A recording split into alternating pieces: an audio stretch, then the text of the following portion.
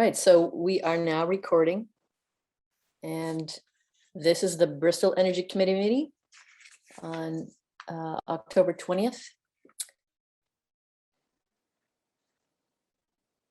We have 3 attendees with all of us here.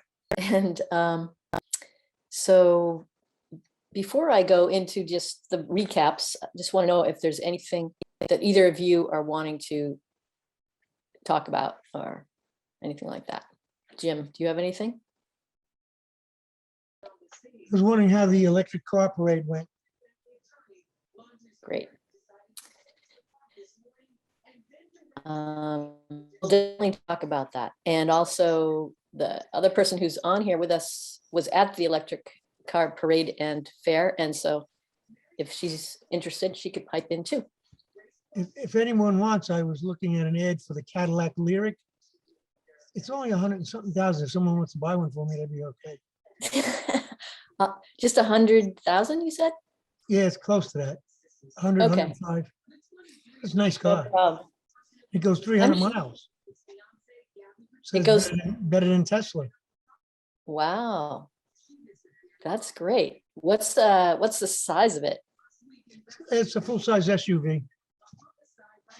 But just a little bit down. It's probably the size of a Chevy Tahoe, maybe. Not a Suburban, but a Tahoe. That size. Looks nice. But can't you know all those electric cords, how long they gotta be to go, huh?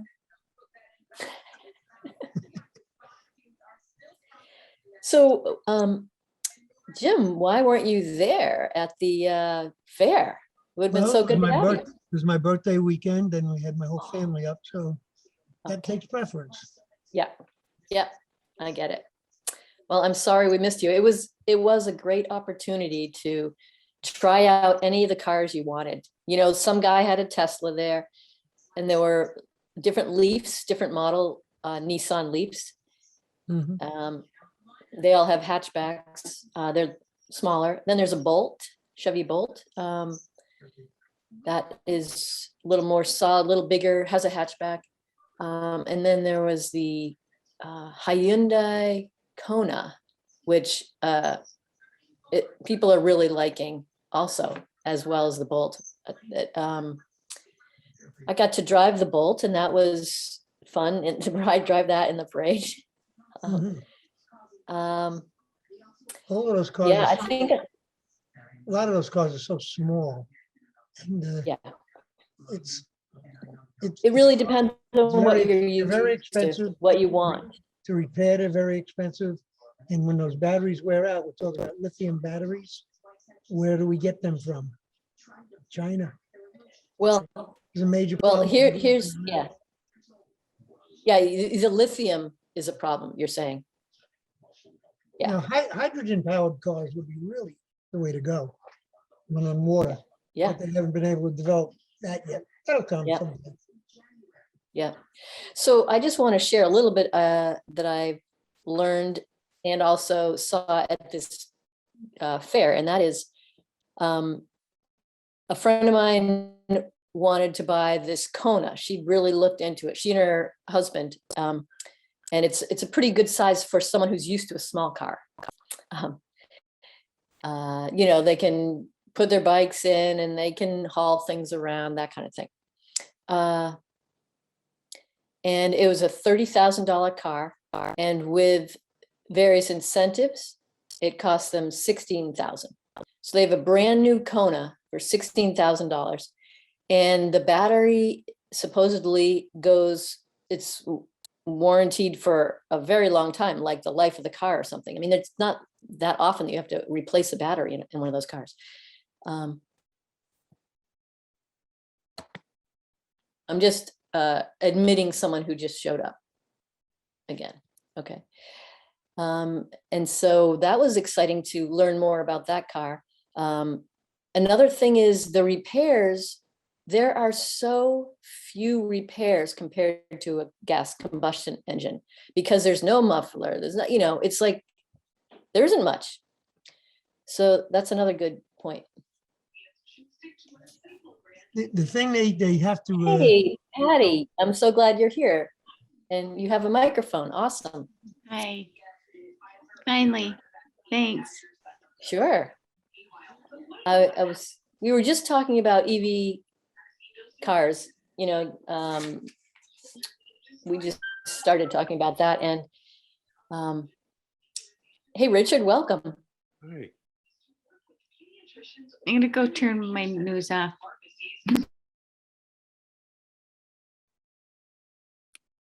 Okay. So Richard, we just got started. We haven't even talked about the Harvest Fest. We just jumped right into EVs since there's only a few of us on, and Jim was interested in talking about it, and I was, so we're just talking about the Kona. You want to ask any more questions, Jim, or just hear from Richard what he found at the EV thing? He was there too. No, I'm good. Thank you. All right, well, we talked about the Kona. I think John just arrived. Is that you, John? Hello, Sally. Yes, Sally. Good evening. Great. Good evening. There are now a total of 5 of us. Patricia Hunt is on as well, and we can't see her right now. But anyway, there's 5 of us here. Mhm. So we just talked a little bit about the Kona, which is one of the newer models at the EV fair, and people are really liking that car. Well, Patty could actually tell us if she wanted to about her experience with, let's see, it was a Nissan Leaf. Do you have any interest in talking about that, Patty? Or are you more? Yeah, I can. I was trying to find some questions that my brother asked me. I was really excited about the car. I took it for a ride, and the woman that is leasing it and wanted to sell it was telling me a lot about it. And I was like on the edge. I was like ready to buy it, and thinking that my car was done in. And then I called my brother up just to get some transportation in the meantime. And he was very against it. And I got really upset, and we got off the phone. And so then the next day, I called him and I said, you know, you had all these concerns about the electric vehicle. I want you to tell me what they are, so that I can research them. He had said, you know, I think you need to do a lot of research before you invest in an electric car. Bless you. And then I found out that my car was going to be able to be repaired, which I was relieved, because I do want to buy an electric car at some point, but it was a surprise to me. You know, I was thinking maybe in 2 years, but I liked with the car that, you know, that you didn't have to use the brake. And I think, I don't know the terminology, but then when, that if you don't use the brake, but you just pull your foot off the accelerator, I think that you somehow are getting more Generating generating electricity. Yeah. Yes. And gosh, I can't think of all the things I liked about it. I mean, some of it was just that my car is a 2009, and this car had, you know, things like a navigation system and some things that that I probably wouldn't know how to use if I had one, but I thought, well, that would be a start to have one. But it just, you know, I am very excited about the possibility of getting an electric car, because I hate using the gas. And I was trying to find the questions, because I thought that maybe somebody there at the meeting could answer them, but I'm sorry, Sally. I'm kind of Yeah. just going on. I don't, That's fine. Yeah, no worries. This is a pretty casual meeting tonight, you know, we don't have much to talk about. And so we'll just go with the flow here. okay, So- well, I was, I know that the woman that was leasing the car, she said that she had loved it. And it just gave me a good feeling to think that I could be, you know, in a position that I wasn't having to use gas. One of my concerns was, though, was about the charging, setting up the charging station, and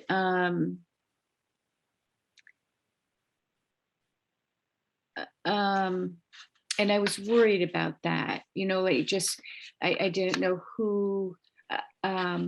Would set up a charging thing for you at your home, you mean, or? Yes. Yeah. Is that what it's called, a charging station? I mean, that I would be given one, but that it would be up to me to have it installed. And I Yes. didn't know, you know, can you just call an electrician to do it? And you know, how long would that take? And some of it was that I was just so anxious about feeling like I needed to figure out what I'm going to do about transportation, and thinking, well, I can't, I'm not ready to buy an electric car if I don't know how I'm going to charge it without like driving somewhere like to Yeah. Middlebury or something. So that's all I have to say. Yeah. But if I can find the questions. Yeah, if you find them. Topic. Yeah. Okay. Sounds great. Excellent. Okay. And that's a good question you have asked right there. Like, what does it take? What's it like to have your charger installed? It depends on what kind you're getting, I think. Yeah,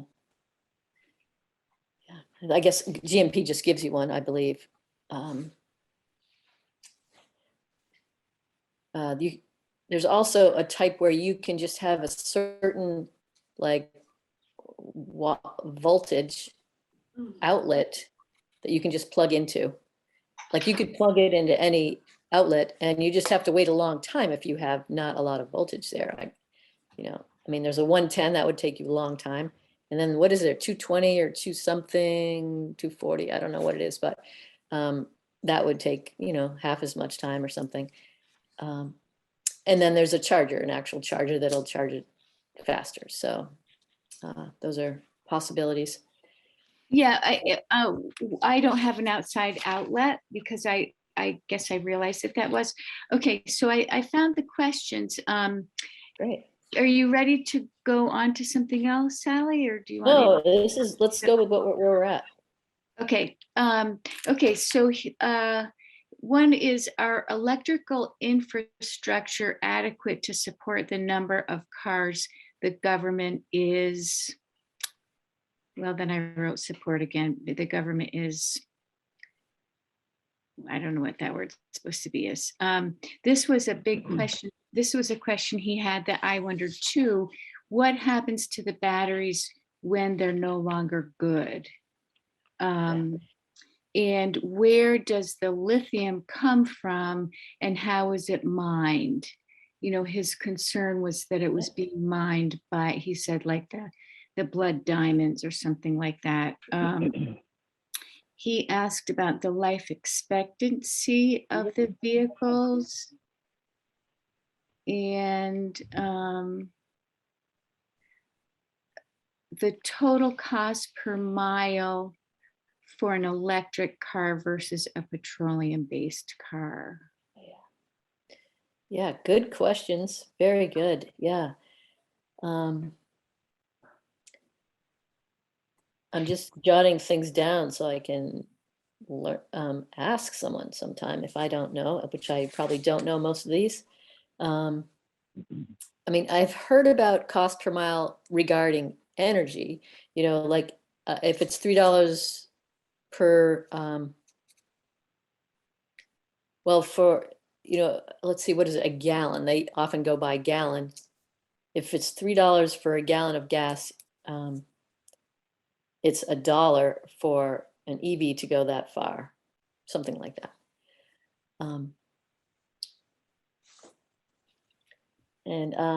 Let's see.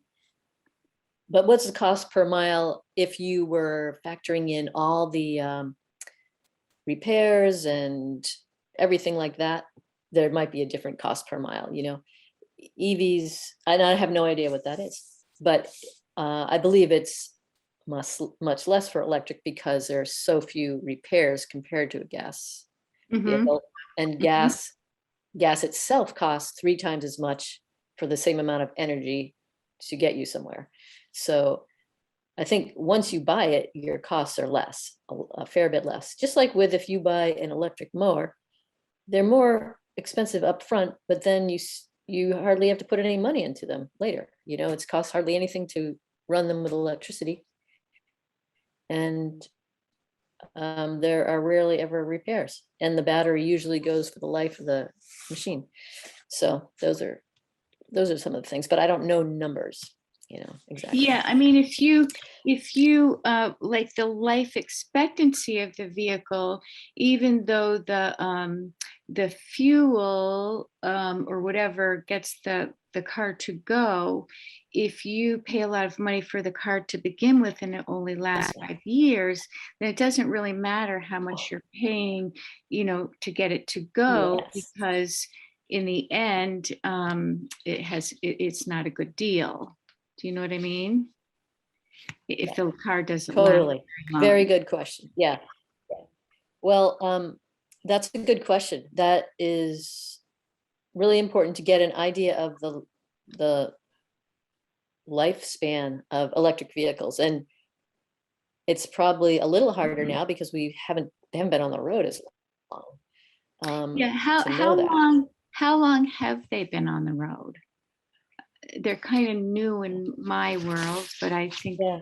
it's been happening for a while. Yeah, there certainly have been hybrids for quite a while, you know, but they're using gas, so that's a little different. You know, I'm sure there are differences in how long they last. Well, I'm not sure, but I wonder if if there's information on that. I wrote these down, so I'm looking forward to asking. I could call, I don't know who, you know, who's going to be a neutral person on it, you know, like, do I call, you know, maybe you know who would probably, I think maybe, well, I don't know if that's neutral, but Drive Electric, they're all about cars. They've been learning about it, but they're also, you know, they're into electric cars, but hopefully they have some honest answers for these things. That might be something. Drive Electric Vermont, that's a website, and you can call and talk to people as well. Okay. They've given some great webinars, and you might be able to get a recording of a webinar too, or I might be able to find one. Okay. I feel like it would be good for me to call them just to get an update on a lot of these things for that reason. And obviously, if I got some good answers, it would be great to put those in the Front Porch Forum, just to let people know this is, you know, here's Drive Electric's website if you want to learn more, and here are some of the basics that people have been asking. Yeah. Yeah, I'm writing that down to do that. That would be great. Be good follow-up.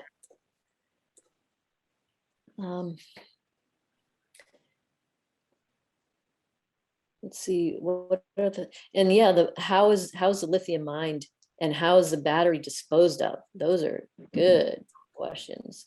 And what's the life of the batteries? And it's going to be different with different cars, I imagine, different brands. Yeah.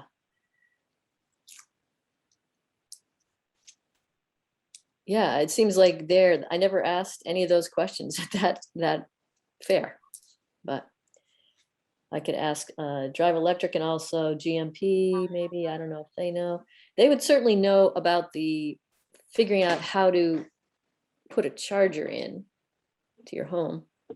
Yeah. Yep.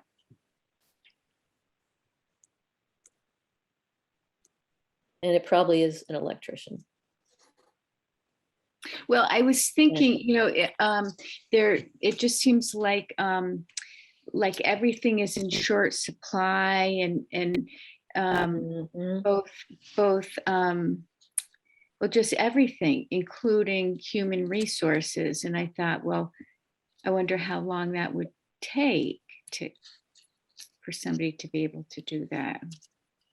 Good point. And since we don't have a charger right here in town, that's kind of a drag, because then like Yeah. you could have just probably parked it and let it charge up and paid right at the meter or whatever to do that, but we don't have one yet.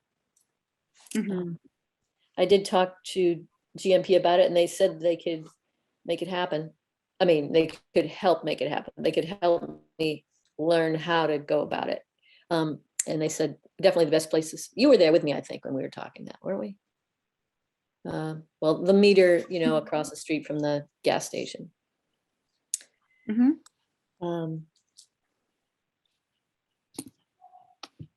Yeah. And there are a couple of ways to have people pay. Either the town gets some kind of a software so that some people put in a card and they pay for it, and others can charge on it. And what happens there?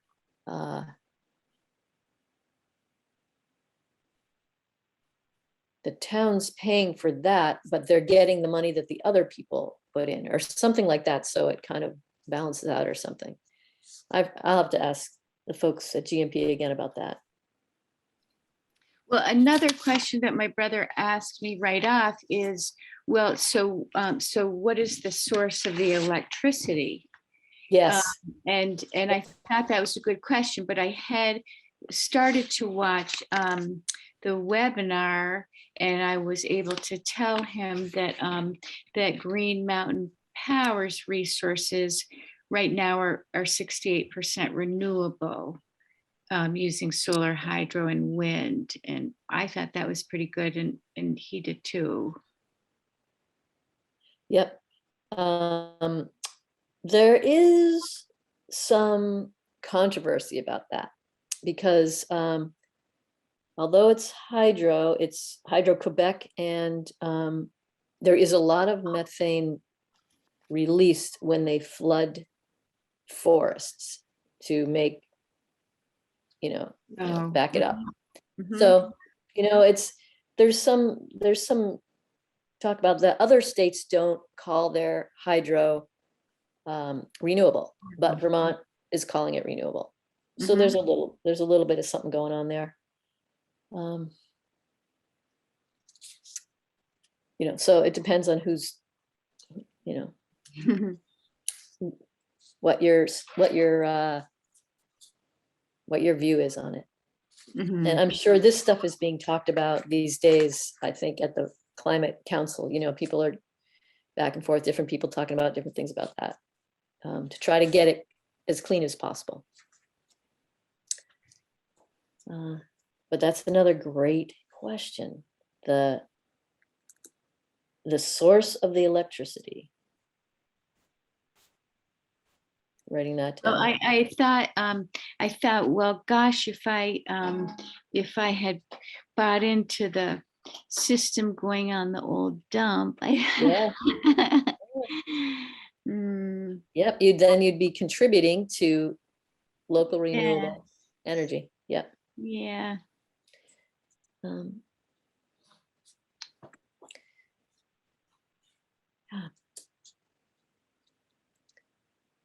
any other questions, either of you? Three of us. John's back, or John's here. John's always been here. Oh, yes, I am here. No, I have no questions. Okay. And Richard left. He's trying to get onto that other Could I meeting right now. suggest Yes, something John? here? Yep. The questions are quite legitimate, and I think the potential buyer probably has more range anxiety than anything. and how far is it going to go Mhm. before it runs out. Yeah. But here's another thing that people should consider when they're considering purchasing a new or leasing a new car. If today's internal combustion car, if the driver commutes, say, from Brandon to Burlington every day, probably uses something like 20 gallons a week. Times 50 weeks is 1,000 gallons. Now, each gallon of gasoline emits 22 pounds of carbon dioxide.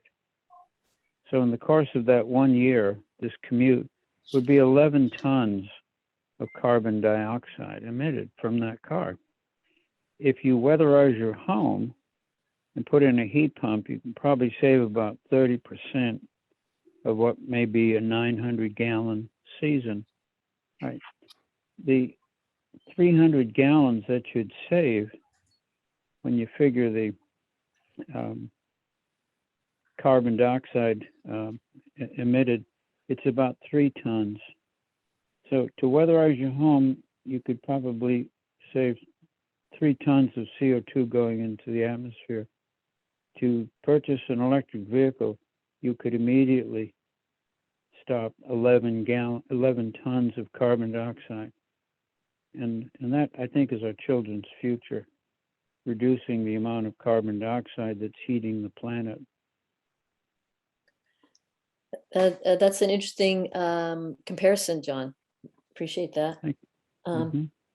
It'd be good to get some different comparisons with length of drive. I mean, how many people really drive from Brandon to Burlington to work? Holy mackerel.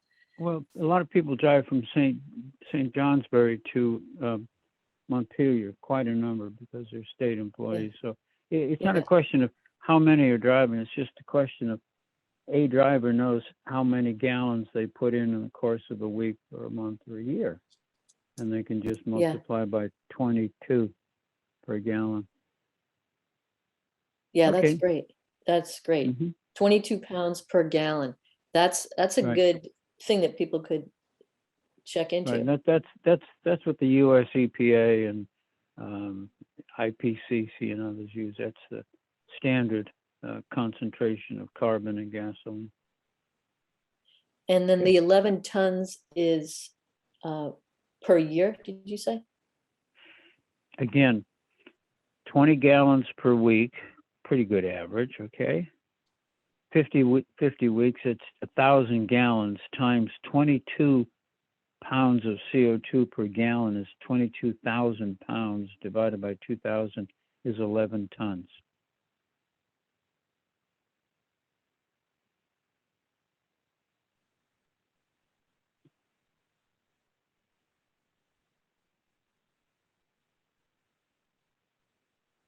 Hello?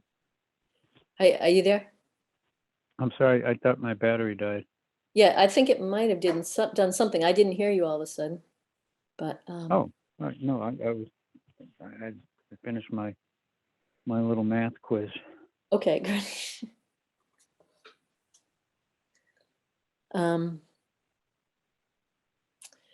Yeah, and we were just talking about what goes into the electricity that is going into cars. So 65% of it's renewable, 35% is something else.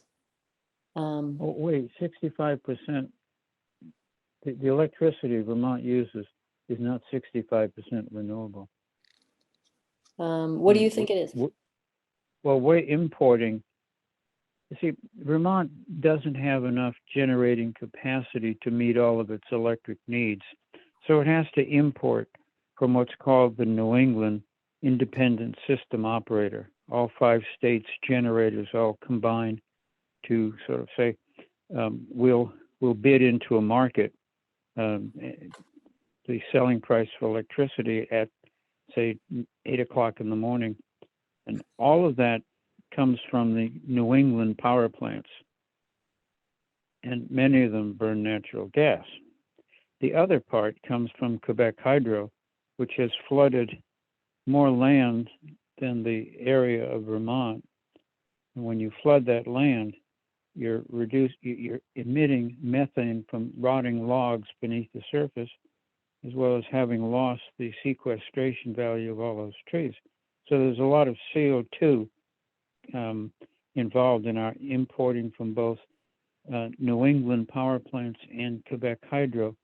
So it comes down to about maybe 30% of the power that Vermont needs it's actually producing. And not all of that is renewable. It's a very small amount. And that's something that the Vermont Climate Council is not really digging into. It's unfortunate, but they seem to have accepted the fact that Vermont's never going to be able to build as much renewable energy as it will need for the new demand for electric vehicles and heat pumps, which could be an additional 100 megawatts. And Mhm. today we're using about 1,000 megawatts total across the state.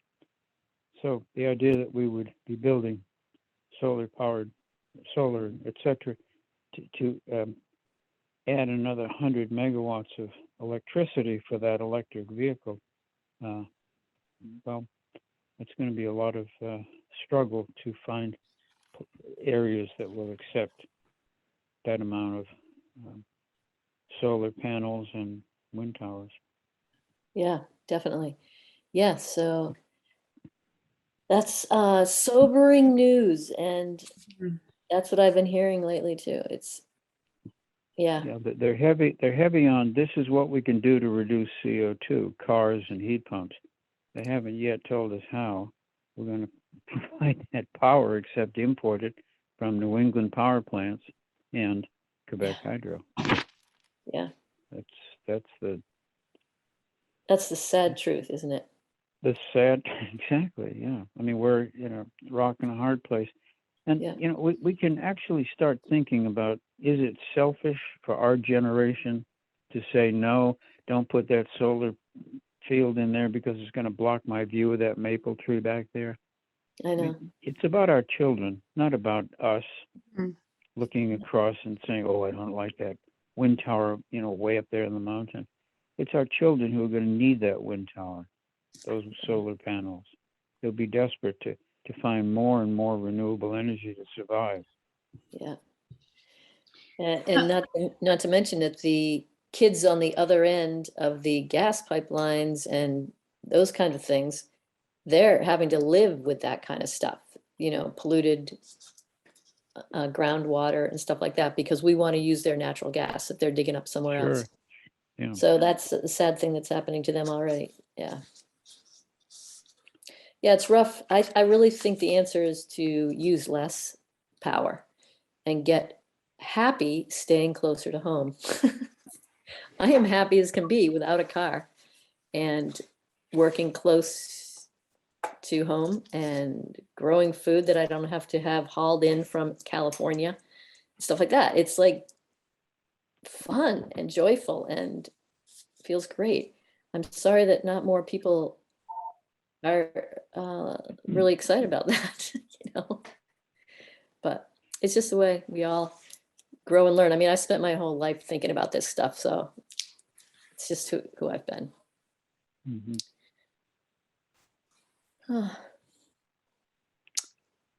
Well,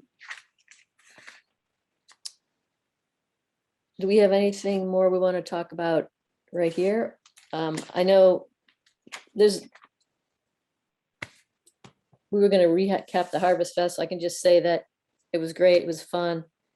Jim was there at the Harvest Fest. Anyway, it went well. Window dressers update. Things are going along well. We're measured all we're going to do, which is a lot of residents' windows and even some Beaman Elementary School windows. And it's a little over 200 windows, I think, or close to around 200 windows. And we'll work on building those inserts in Holly Hall from November 4th to the 9th in 2 shifts a day. We may add a little evening one if we feel we need to. Usually about 9 to 10 people will be in Holly Hall at one time, and we'll test before people go in, you know, a temperature test and make sure people don't have COVID. masks worn while we're working and being apart from each other, a lot of airflow, maybe wear really warm clothes and keep the doors and windows open. That's kind of the plan at this point for making it safe as possible. And we're open to have some more volunteers if people are interested in helping out. Just signing up for a shift or something here or there, with either me or Maggie Eaton be the one to sign up with. Sally, will that be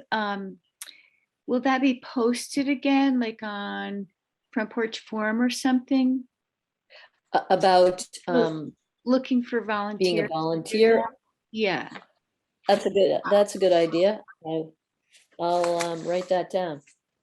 Because I saw it, I've just seen it once, and I'm interested in doing it, but it seemed like it was more than, well, it was maybe like a month away or something like that, and I didn't feel that I could commit to a certain day, or it just seemed like maybe if it was posted again closer to the event, that people would know better what their schedule is.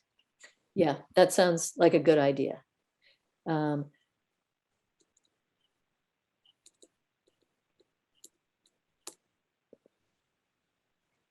Great. I'm writing that down.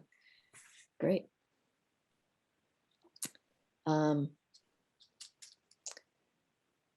Let's see what else about that. I guess there's nothing much else about that.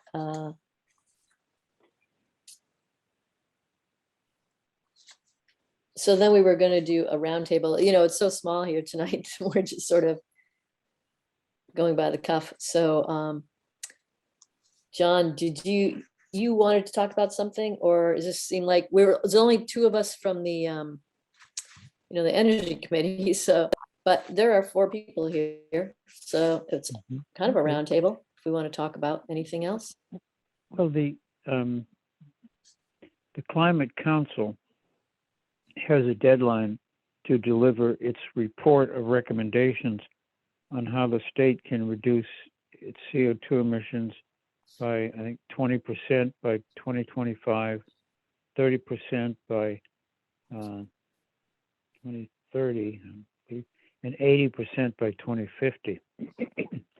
And it broke down all the sectors in the state that emit carbon dioxide, from agriculture to buildings to transportation to heating, heat stoves, etc. And those recommendations then on December 1 will go to the governor and to the state legislature. And there's a requirement that those mandates be met by the state, or the council will have the prerogative to file a lawsuit for non-compliance. So it can force the state to actually do something about, transportation sector, okay, reducing emissions in that sector, heating buildings. It's a kind of a clumsy way to get enforcement of these reduction requirements that the state legislature has enacted, but nonetheless, it's the direction of the Climate Council to take.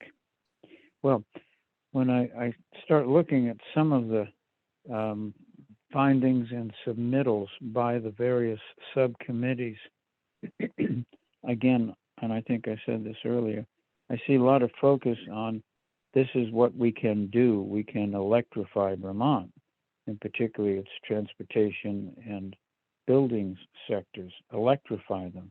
That's a marvelous thing, because that electrification is going to replace a fossil fuel for heating or for driving. Sort of, except that if it's coming from fossil fuel, it's not. Well, see, yeah, so that and that's what I'm coming to. Okay, sorry. When another subcommittee is trying to suss out how the state can be really transparent about how much carbon dioxide it's responsible for, you see, and not just emitting, but responsible for.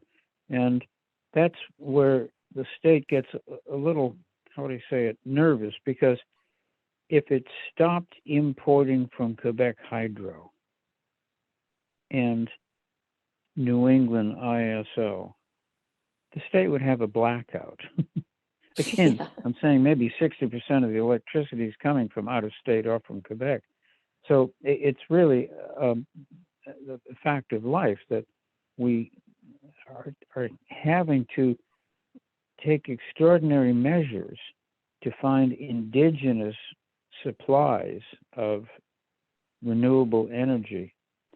And that's going to require that people have to give up some of their sentimentalities about aesthetics for wind towers and solar panels. Or we can join the White House effort to open the Atlantic, Pacific, and Gulf coastal waters to offshore wind. And there, the state of Vermont could be the owner, or at least the buyer, of offshore wind. And that would be essentially state-based electric generation, and not from Quebec and not from out of state. Well, the fossil fuel burners in New England. And that's a suggestion that has not been even considered by the Climate Council. And I think it may be that they're seeing forests, but they're missing trees. And that's my short summation of my view of where the Climate Council has taken on a massive task, all volunteers, okay, but missing how to connect A to B. Yeah. Yeah, it's totally, I'm so grateful for you to spell that out, John. Thank you. Yeah. Yeah. Mhm. It seems like so they're already mandated to do this 20% by 2025. That's some And such, legislation way back, yeah. yeah, that's the Global Warming Solutions Act, right? Well, no, it's prior to that. Oh, The it's state has already made those mandated requirements. The council just said, well, why we don't have the legislative power to make a different mandate. We're going to use the mandate that the state legislature enacted several years ago. okay. Yeah. So I can see why there might be controversy about how we account or how we count our greenhouse gas responsibility. Because, What we're responsible for, yes. yeah, Right. because, That's the point, yeah. yeah, Not only what we use, but what we're responsible for. yeah. Well, like whatever energy we use, we need to think about where it comes from and the life cycle.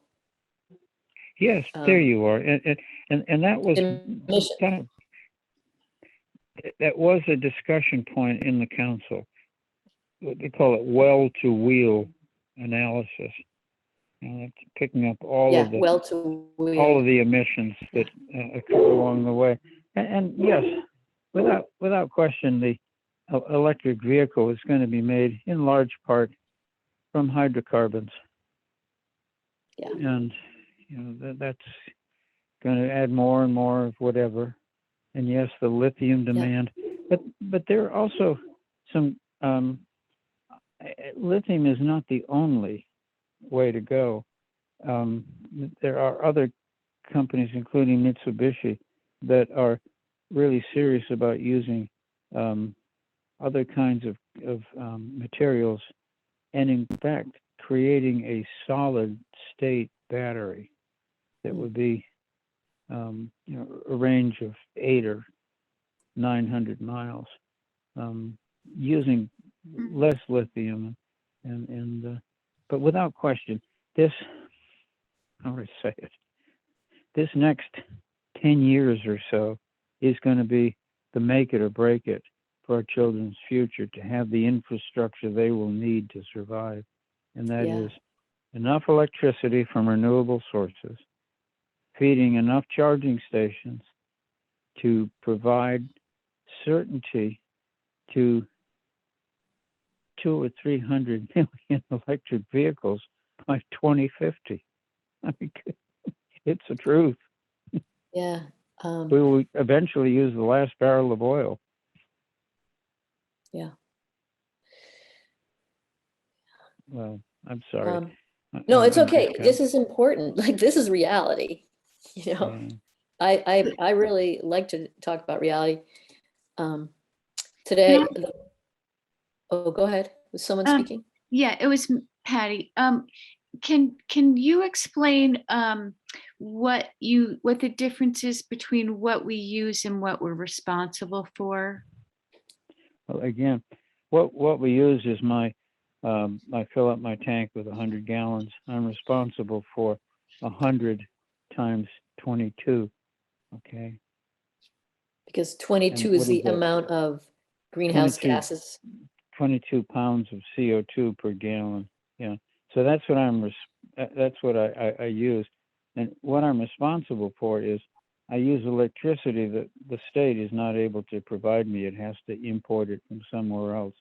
And that import carries with it CO2 and methane as a contributing part of the production and delivery. Okay, thank you. John, in that little equation you just said, 22 pounds of CO2 per gallon of gas. What does that include? Just the burning of that gas, or of the transport to the gas station? No. Or the drilling? A combusted gallon of gasoline is 22 pounds, period. Okay. So we're not talking life cycle. No, if you wanted to do that, it could be easily 30 pounds. Yeah.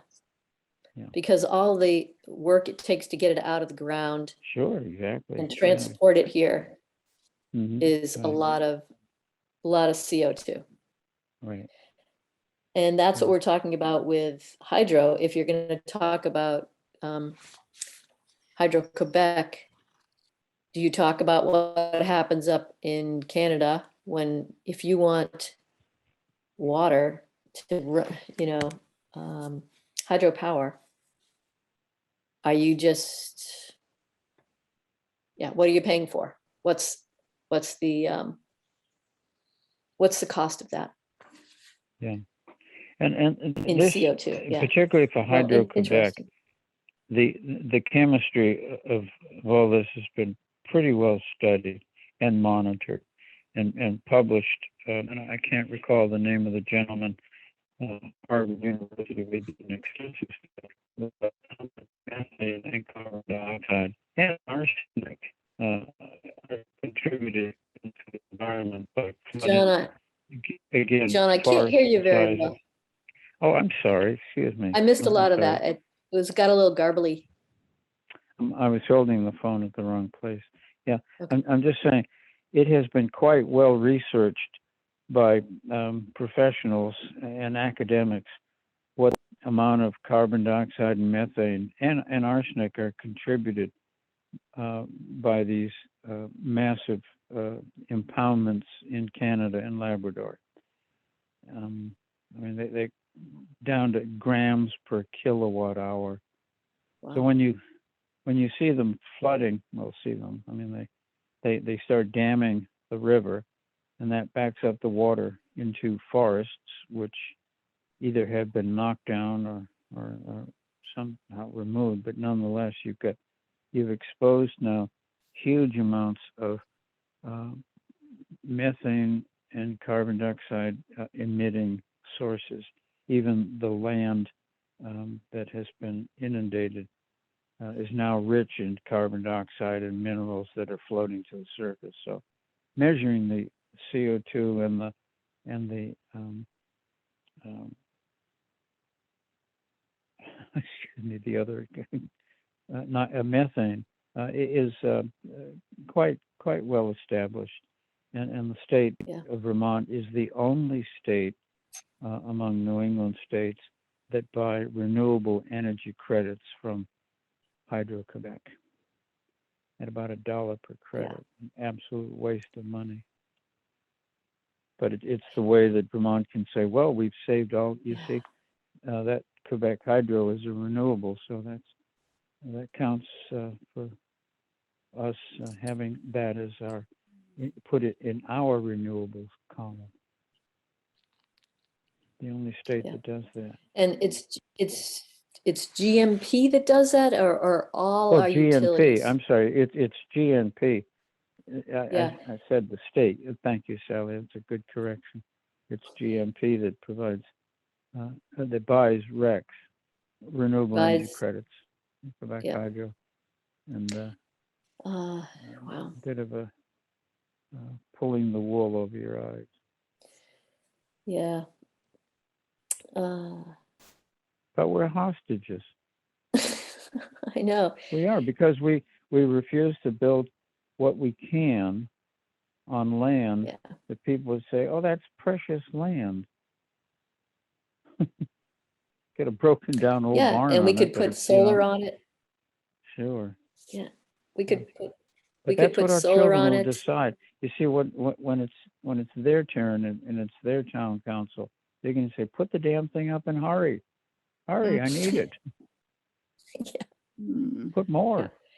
And I really think it would be great if solar and local agriculture happened together, like sheep on land with solar panels and with some really good vegetable growing and beans or whatever people want to eat, or cattle, or, like really.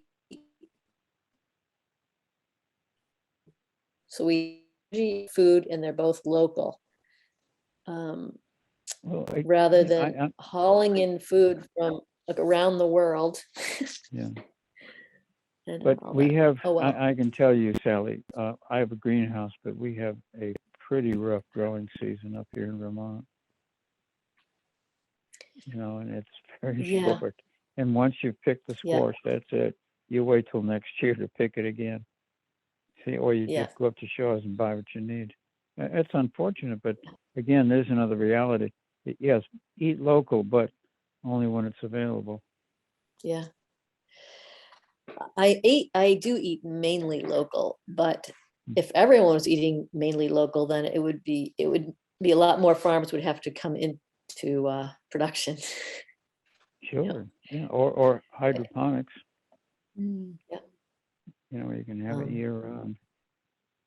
Sally, I'm going to have to say goodnight. I think it's a fine time. Maybe it's time for all of us to say goodnight. How's everyone? Anyone have any other questions they want to talk about, or any things? I have a lot of questions. Okay. No, but they're they're not things that can be answered tonight. They're just things that had been brought to my attention. When I told my brother, well, Green Mountain Power, their resources are 68% renewable, and then I find out that really, in fact, they're counting something as renewable that's not really renewable. It just gets me thinking about just so many things, I guess, and totally. there's so much that I don't understand really, that I well, it's politics. Yeah. Absolutely politics. You've got the state legislature that's going to have to tell the Public Utilities Commission to ease up on permitting solar panels and wind towers, because we need them. And people are objecting for aesthetic reasons, and that's no way to stop what we need in the future for our children. So it's politics. So what they say is, look, we have a guarantee we'll always be able to keep the lights on in Vermont because we have neighbors who have adequate generating capacity to meet the shortfall here in Vermont. That's politics. If politicians said, well, I'm opposed to importing power. Well, are you supporting blackouts? No. Well, we have to import power. There. I mean, that's the real life of this. We're not necessarily being lied to because it's all on public record. It's just that we're being kind of led along to believe that we're going to meet the state's CO2 emissions ceiling because we'll be buying RECs from a source that emits methane and carbon dioxide. But what else can we do? You want to shut down our economy? Politics. We will spend a lot of money perhaps finding other ways, but it has to be renewable for our children, and perhaps offshore wind, perhaps in the North Sea, in the UK, in Denmark, and Norway. I mean, they're just living off offshore wind. With such a conundrum, it seems like we could figure out how to just use less energy. I'm not sure. That's such an individual thing, and there are 600,000 of us we have to educate, and there are 5 of us on this phone call. So I appreciate what you're saying, Sally. That is the golden rule: use less. Yeah. But those are. Well, we've been brought up to want to do more and more and more and get as far as you can go and do as much as you can. And, so we've all grown up with that. And that's just kind of the American way of life. Yeah. Sally, thank you for your time. And I'm going to say good night. Yeah. Thank you so much, John, for sharing your insights and all your knowledge from what you've been learning. The gloom and doom of it all. Yes. Okay. All right. Good night. Good night. Good night, Patty. Great to hear you and have your questions and all that. Thank you. It's nice to be Were here. you leaving or did you want to ask some of your questions? No, I need to formulate my questions, and I need to do a little research. But I also just wanted to say, since you're there, I was going to send you an email that when I get my car back, if you want to borrow it, you're welcome to it. And they said Thank you so much. They said maybe Friday I'll have it back. That's so nice. That's great. I know. I talked to someone at GMP, and I may be able to borrow a car for a few days just to experiment with an electric vehicle. Oh, cool. Next week. Great. That's great. Okay, well, you know how to get a hold of me. Okay, great, Patty. Thank you so much. I will be in touch. Okay. Hope the car comes back to you in good shape. Me too. Thank you. Good night. Good night, Jim. Good night, Patty. Hey, Jim, are you all set? I'm good. Okay. Good as can be for an old guy. What's that? Is it good as can be for an old guy? Oh, yeah. Okay. Yep. All right. Well, enjoy the rest of the evening, and too. I'll see Bye. you around. All right. Bye-bye.